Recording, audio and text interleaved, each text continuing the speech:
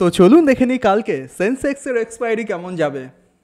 এক্সপায়ারিতে সেন্সেক্সকে কীভাবে ট্রেড করব, কোথায় রয়েছে রেজিস্ট্যান্স, কোথায় রয়েছে সাপোর্ট, কোন জোনকে আমরা অ্যাভয়েড করব, কোথায় আমরা ট্রেড করব না, ইভেন কোথায় আমরা ট্রেড করব, সব কিছু একদম স্টেপ বাই স্টেপ খাঁটি বাংলা ভাষায় বোঝাবো। সাথে আজকের মার্কেট কেমন ছিল, আজকে আমরা ট্রেড নেওয়ার জন্য কি কি প্ল্যান তৈরি করেছিলাম, প্ল্যান মাফিক মার্কেট কি করলো, সব কিছু আমরা বুঝবো। চলুন শুরু করা যাক। তো শুরুতেই বলে দিই, আজকে কিন্তু আমরা নিফটি ফিফটি বলুন বা ব্যাঙ্ক নিফটি বলুন, কোনো জায়গায় কিন্তু ট্রেড করতে পারিনি। তার কারণ কি?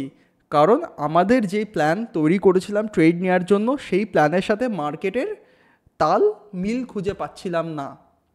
মানে মার্কেট একরকম কাজ করছিল, আমাদের প্ল্যান ছিল একরকম। দুটো যখন ম্যাচ হচ্ছে না তখন ট্রেড নেওয়ার কোনো দরকার নেই। তো সেটাই আমরা ফলো করেছি।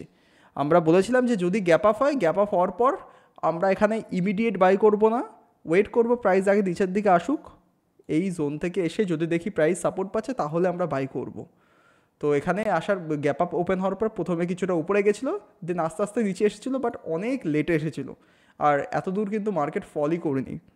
তো প্ল্যান মাফিক মার্কেটে কোনো অ্যাকশান আমরা খুঁজে পাইনি নিফটি ফিফটিতে, দেন ট্রেডও করিনি। বাট ব্যাঙ্ক নিফটিতে একটা ব্রেকআউট পেয়েছিলাম। ব্যাঙ্ক নিফটিতে আমরা কিন্তু এই দুটো লাইন মার্ক করেছিলাম ট্রেড নেওয়ার জন্য, এই লাইনটা আর হচ্ছে এই লাইনটা।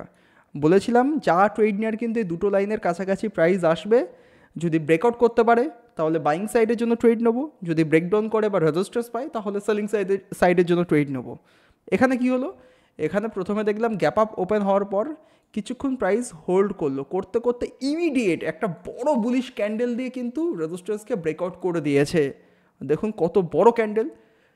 অবশ্যই এত বড় ক্যান্ডেল দেখলে তো ট্রেড করা যায় না। যদি ট্রেড নিই তাহলে স্টপ লস আমার অনেক বড় হয়ে যাচ্ছে। এত বড় স্টপ লস নিয়ে কি ইন্ট্রাডেতে ট্রেড করা যায়? আপনারা নিজেই ভেবে বলুন।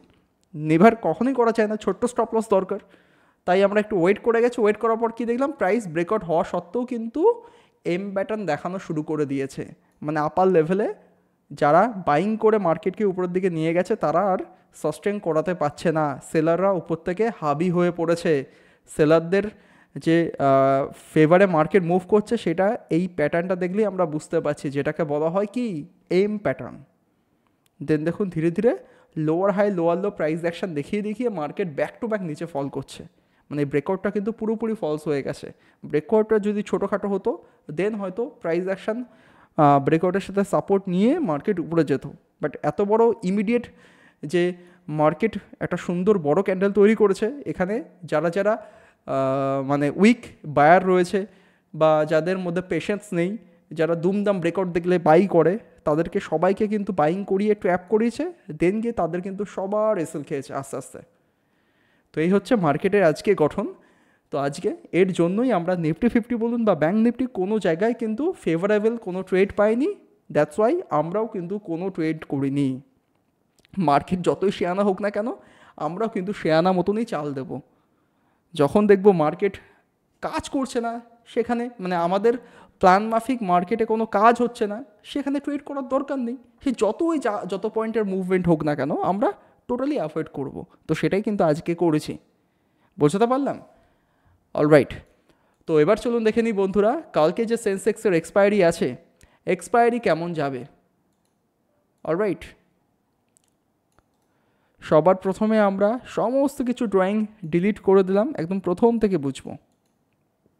তো প্রথমে আমরা আজকের লোকে মার্ক করছি, দেন আজকের হাইকে মার্ক করছি।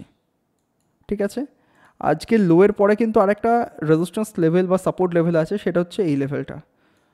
মোটামুটি দেখুন আজকের লো নো ডাউট একটা সাপোর্টটাকে ভাঙা মাত্রই কিন্তু আরেকখানা দেখুন রেজিস্ট্যান্স লেভেল ছিল, যেটাকে কিন্তু ব্রেকআউট হওয়ার পর এটাও কিন্তু প্রাইসকে সাপোর্টই দেবে।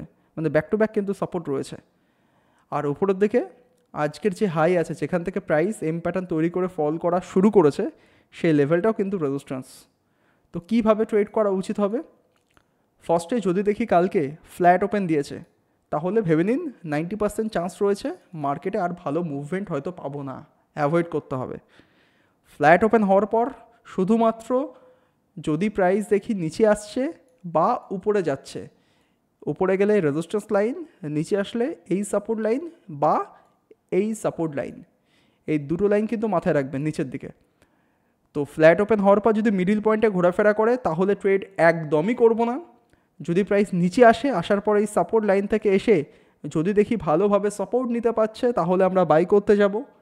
আবার যদি দেখি প্রাইস ফ্ল্যাট ওপেন হওয়ার পর উপরের দিকে যাচ্ছে, রেজিস্ট্যান্স পয়েন্ট থেকে এসে রেজিস্ট্যান্স পাচ্ছে, এরকমভাবে সুন্দরভাবে যদি ক্লিয়ার কাট একটা এম প্যাটার্ন তৈরি করতে পারে, দেন ছোটোখাটো এসএল লাগিয়ে আমরা সেলিংয়ের জন্য প্ল্যান করতে পারি। কিন্তু মিডিল পয়েন্টে বারবার বলছি ট্রেড করতে যাব না। এখানে ট্রেড করা মানে কিন্তু সাইডওয়েজ থাকবে, তখন বিনা কারণে কিন্তু এসএল দিয়ে বসে থাকবেন। বুঝতে পারলেন? ট্রেড নিতে হলে একদম রেজিস্ট্যান্স পয়েন্ট বা সাপোর্ট পয়েন্টে প্রাইস আসবে, ফেভারেবল কোনো প্রাইস অ্যাকশন বা ক্যান্ডেলস্টিক প্যাটার্ন তৈরি করবে সাপোর্ট নেওয়ার পর বা রেজিস্ট্যান্স থেকে রেজিস্ট্যান্স নেওয়ার পর, তারপর গিয়ে আমরা প্ল্যান মাফিক ছোটোখাটো এসএল লাগিয়ে কিন্তু ট্রেড করতে পারি।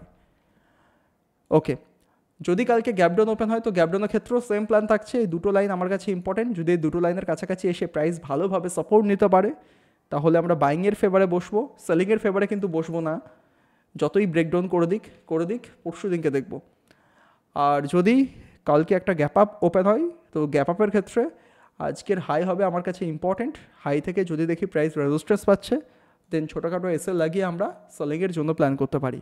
আবার যদি হাইয়ের কাছাকাছি অনেকক্ষণ হোল্ড করে ভালো একটা ব্রেকআউট দেখায়, ছোটোখাটো এসএল যদি খুঁজে পাই, সেই ক্ষেত্রে বাইংয়ের ফেভারও বসতে পারি। বোঝাতে পারলাম? তো এই হচ্ছে আমাদের কালকে সেন্সেক্সের ট্রেড প্ল্যান। নিফটি 50 অলমোস্ট সেন্সেক্সের মতোই কাজ হবে, এই হচ্ছে বিষয়। আর দেখে নিই একবার ব্যাঙ্ক নিফটি কী বলছে। তো ব্যাঙ্ক নিফটিকে যদি ট্রেড করতে হয় সবার প্রথমে আজকে লো লেভেলকে মার্ক করব, দেন আজকের হাইকে মার্ক করব। এর সাথে দেখুন এখান থেকে কিন্তু একটা ট্রেন্ড লাইন খুঁজে পাচ্ছি মোটামুটি, যাকে ফলো করে প্রাইস আজকে ফল করেছে। তো আগামীকাল যদি দেখি প্রাইস ফ্ল্যাট ওপেন হওয়ার পরে ট্রেন্ড লাইনকে ভালো একটা বুলিশ ক্যান্ডেল দিয়ে ব্রেকআউট করে, এই যে ট্রেন্ড লাইনটা টানলাম আমরা, এই ট্রেন্ড লাইনকে যদি ভালো একটা বুলিশ ক্যান্ডেল দিয়ে ব্রেকআউট করে তাহলে ছোটোখাটো এসএল লাগিয়ে আমরা বাইংয়ের পথে বসতে পারি। টার্গেট হবে কিন্তু আজকের হাইয়ের কাছাকাছি। আবার যদি দেখা যায় ফ্ল্যাট ওপেন হওয়ার পর প্রাইস নিচের দিকে আসছে, আসুক কিচ্ছু করব না, আজকের লো থেকে যদি প্রাইস দেখি সাপোর্ট পাচ্ছে সেই ক্ষেত্রেও আমরা বাইংয়ের জন্য প্ল্যান করতে পারি। আর লোকে যদি ভেঙে দেয় ভালো একটা প্রাইস অ্যাকশন দেখিয়ে সেই ক্ষেত্রে আমরা সেলিংয়ের জন্য প্ল্যান করতে পারি। আর যদি গ্যাপ আপ ওপেন হয় তো গ্যাপ আপের ক্ষেত্রে আজকের হাই হবে আমার কাছে ইম্পর্টেন্ট। হাই থেকে এসে যদি রেজিস্ট্যান্স পাই তাহলে সেলিংয়ের জন্য প্ল্যান করতে পারি। হাইয়ের কাছাকাছি অনেকক্ষণ হোল্ড করার পর যদি একটা ব্রেকআউট দেখায় তাহলে আমরা বাইংয়ের জন্য প্ল্যান করতে পারি।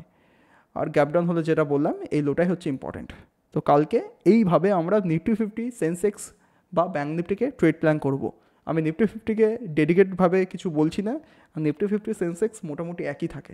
আমি দেখালাম সেন্সেক্সকে কীভাবে ট্রেড করবেন, সেরকমভাবে নিফটি 50তেও আপনি প্ল্যান করতে পারেন।